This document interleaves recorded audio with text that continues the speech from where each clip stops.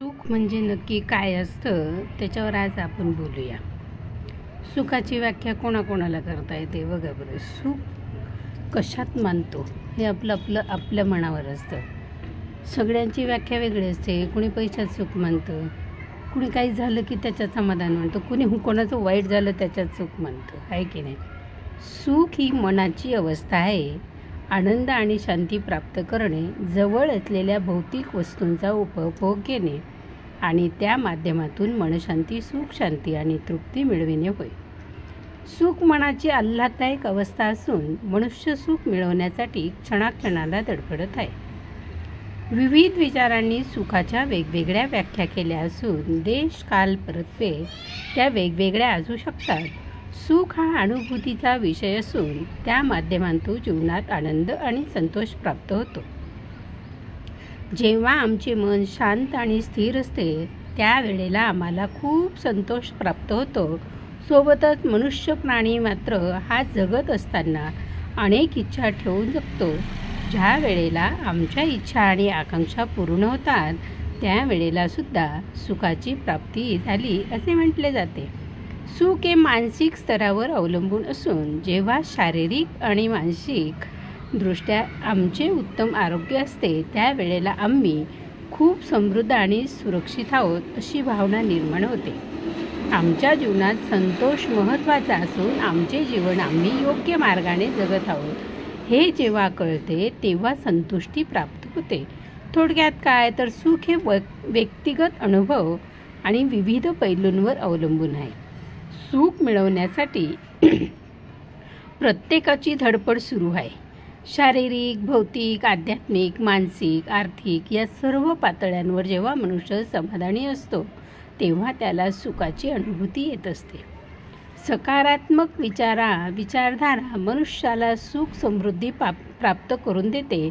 काहींना धनधान्य, सत्ता, प्रतिष्ठा, सौंदर्य या गोष्टींमध्ये सुख दिसत असते. काहींना त्याच्याशिवाय सुद्धा सुखाची अनुभूती येत असते. प्रत्येकाची सुखाची व्याख्या वेगवेगळी असली तरी सर्वार्थाने सुख प्राप्त करण्यासाठी काही विशेष गोष्टी आहेत. त्या माध्यमातून आम्ही सुख प्राप्त करू शकतो. पहिली गोष्ट अशी आहे की आपण आपल्या स्वतःला समजणे आणि जाणणे आवश्यक आहे. आमच्या गरजा काय आहे आणि इच्छा काय हे ज्याला समजले त्याला सुखाची प्राप्ती होते. दुसरी गोष्ट अशी की आमच्या जीवनात आहे त्या गोष्टीत म्हणजे मिळालेल्या परिस्थितीत संतोष राहणे म्हणजे सुखाची प्राप्ती करणे होय. इच्छा ठेवायला हरकत नाही आणि त्या पूर्ण करण्यासाठी प्रयास करणे आवश्यक आहे. इच्छा पूर्ती झाली की सुख प्राप्त झाल्याशिवाय राहत नाही. तिसरी सर्वात महत्त्वाची गोष्ट अशी आहे की आम्ही शारीरिक दृष्टिकोनातून सुदृढ आणि आरोग्यसंपन्न असू तर आमच्यासारख्या मानसिक सुखी कोणीच नाही. म्हणूनच आरोग्यपूर्ण जीवनशैली सुखाचा मूलमंत्र आहे. सगळ्यात महत्त्वाची गोष्ट आहे की नाही. चौथी गोष्ट अशी आहे की मनुष्य हा समाजशील प्राणी आहे. ज्याच्या गरजा समाजात पूर्ण होतात अशा वेळेला आम्ही समाजात, परिवारात, मित्रांमध्ये आणि नातेवाईकांमध्ये अतिशय चांगले संबंध निर्माण केले आणि त्यासोबत गुणे गोविंदानं राहत असलो तर आम्ही सुखी आहोत असे म्हणायला खूप मोठा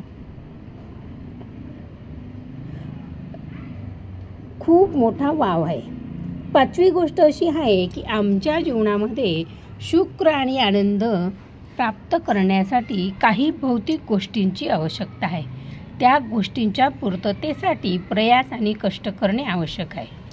प्रमिला छंद म्हणे, तुम्हाला बघा ना वेगवेगळे असे किती व्हिडिओ पाहायला मिळाले. म्हणूनच म्हणते सबस्क्राईब करा, लाईक करा, शेअर करा आणि आवडलं ती कमेंट बॉक्समध्ये कळवा हो, आहे की नाही. मलाही बरं वाटेल. तसं सहावी गोष्ट अशी आहे की आम्ही सातत्याने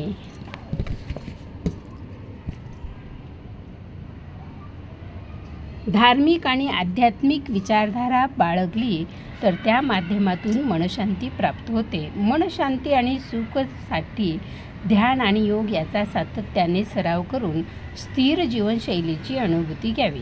सातवी गोष्ट अशी आहे की मनुष्य प्राणी म्हणून आम्ही दुसऱ्याबद्दल दयाभाव आणि सहानुभूती आचरणात आणावे. जे गरजवंत असतील आणि ज्यांना जवळ जे देण्यासारखे असेल अशा प्रकारच्या वस्तू देऊन आपण दुसऱ्याला मदत केली की आपोआप आपल्याला सुखाची प्राप्ती होते. 8वी गोष्ट अशी आहे की आमचे जीवन आभारयुक्त असावे. जे मिळाले आहे त्याचेही आभार, जे मिळाले नाही त्याचेही आभार. यातून कधीच दुःख होणार नाही. 9वी गोष्ट अशी आहे की कोणाकडूनही अस्ताव्यस्त अपेक्षा करायच्या नाही. अपेक्षा केली आणि ती पूर्ण झाली नाही तर अपेक्षेचे दुःख पदरी येते. म्हणूनच न अपेक्षा न उपेक्षा. कर्मण्येवाधिकारस्ते मा फलेषु कदाचन. आहे की नाही. 10वी गोष्ट अशी आहे की आमचे जीवन सुख समृद्धयुक्त करण्यासाठी जीवनात काहीतरी ध्येय असावे. ध्येयाचा निरंतर पाठपुरावा करत राहावा. आकांक्षांचे स्वप्न पाहत असतात त्यापूर्वी महत् प्रयास करावे. एखाद्या गोष्टीला प्राप्तीसाठी अपयश आले तरी मिळणार नाही असे नाही, पण जीवनातील प्रयास निरंतर असावा. सुखी जीवनाचा 11वा मूलमंत्र आहे आणि आमच्याजवळ आत्मविश्वास असावा. स्वतःच्या क्षमतांवर भरोसा असावा. आहे की नाही.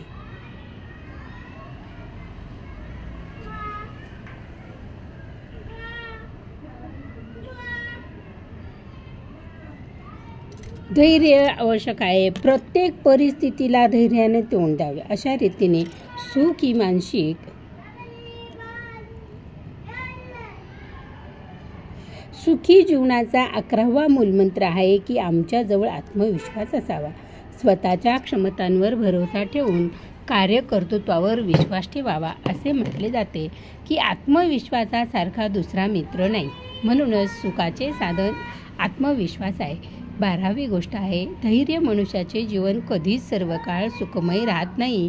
असे आधार नाहीसा झाला की उजेड येतो. अशा पद्धतीने दुःख संपले की सुख येते. म्हणूनच आपल्याजवळ सुखप्राप्तीसाठी धैर्य आवश्यक आहे. प्रत्येक परिस्थितीला धैर्याने तोंड द्यावे.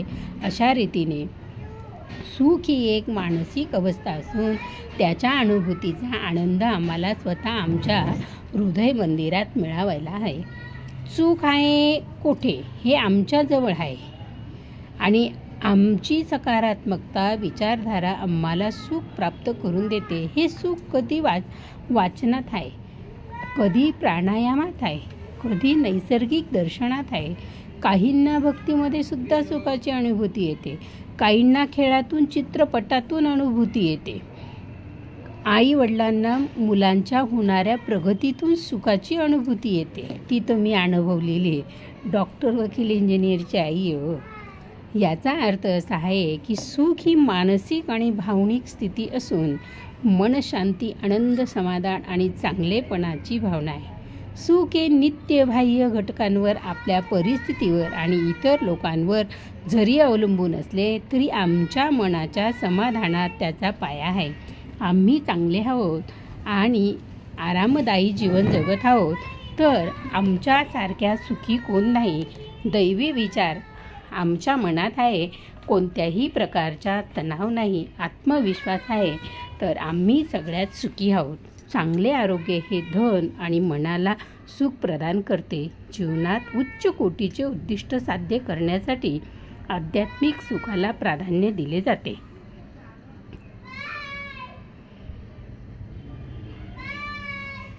आमच्या मनाच्या समाधानात त्याचा पाया आहे. आम्ही चांगले आहोत, आरामदायी जीवन जगत आहोत तर आमच्यासारखे सुखी आम्ही. दैवी आमच्या मनात आहे. कोणत्याही प्रकारचा तणाव नाही. आत्मविश्वास आहे तर आम्ही सगळ्यात सुखी आहोत. हे आरोग्य तन, मन आणि मनाला सुख प्रदान करते. जीवनात उच्च कोटीचे उद्दिष्ट साध्य करण्यासाठी आध्यात्मिक सुखाला प्राधान्य दिले जाते. आत्मा आणि परमात्मा याची सांगड घालणे म्हणजे आध्यात्मिक सुख आहे. थोडक्यात काय तर सुख हे आमच्या वैयक्तिक अनुभूतीचा विषय असून व्यक्तिपरत्वे सुख आणि साधना ही भिन्न भिन्न प्रकारची असू शकते. अशी ही सुखाची व्याख्या आणि सुख म्हणजे काय हे आपण बघितलं. माझे नाव सौ प्रमिला रवींद्र ब्राह्मणकर. प्रमिला आचंद, प्रमिला